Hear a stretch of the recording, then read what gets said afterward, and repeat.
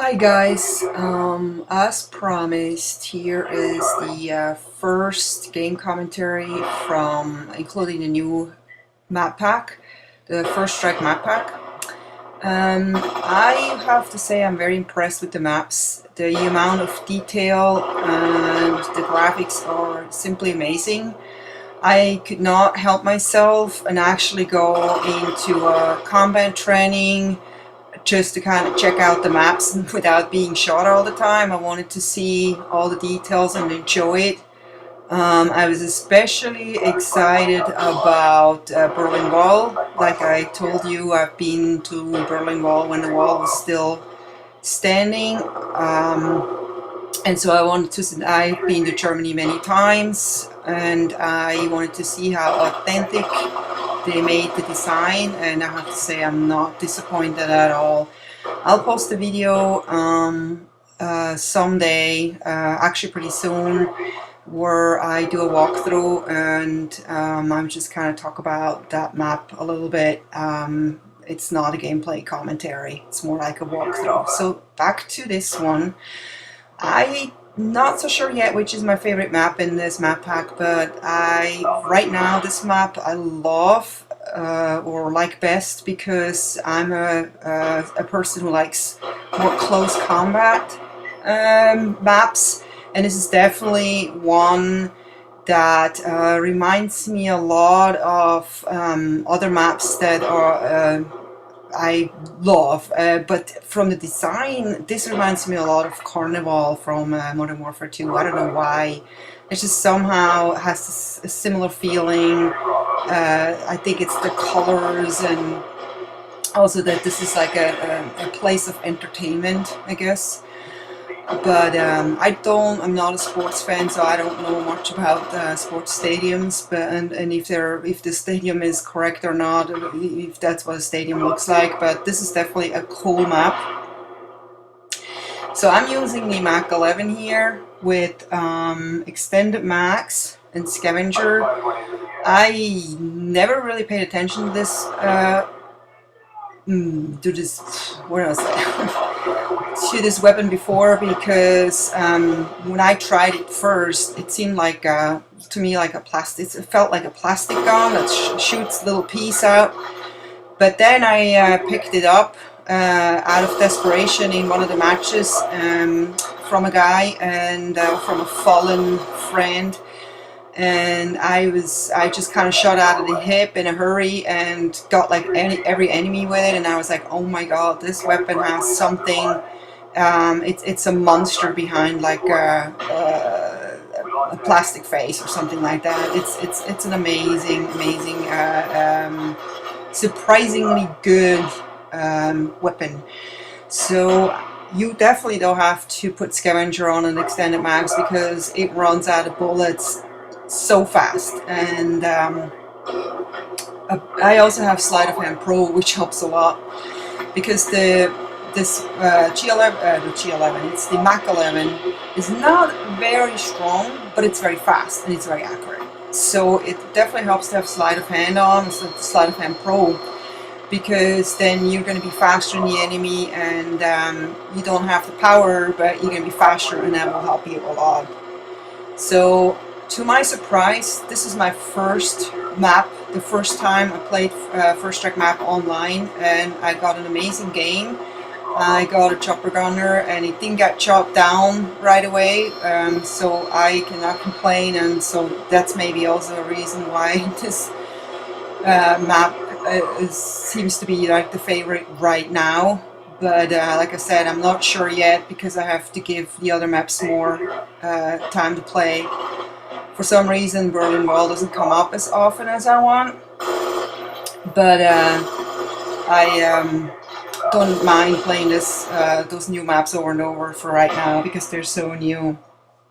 So I have I use tactical layout, button layout, because I'm not really a knifing fan, and I also like to be able to go into prone faster.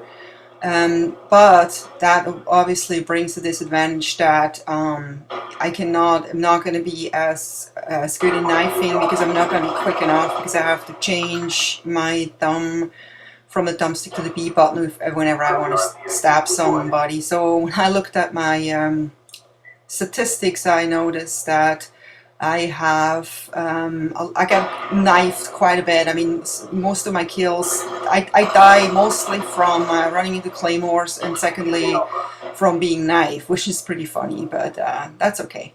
So this map, I would definitely suggest a fast gun, and you can snipe too because there are a few balconies, but I have noticed that people have figured out pretty quickly where the noobs are camping, and you don't have much luck sitting up on a balcony for too long and getting good shots unless you constantly move.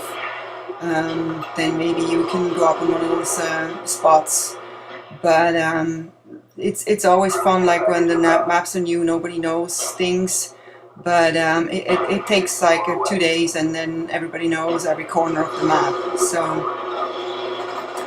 it's funny, in this match I actually was like 5 minutes before, no 5 minutes, I would say 3 minutes before the match was ending, I was like, oh, it's over, because we're done. And then all of a sudden it continued, and I'm like, oh my god, the match continues, and my focus was gone by that time, and I was so done just ending this match, not because I didn't enjoy, but I was kind of like, I lost my focus, and so there it went, another 2-3 minutes, and automatically didn't do so well anymore because I was just like puzzled that it was an ending, and I don't know, it usually doesn't happen to me. The matches usually end before I want them to, but this match just seemed really long.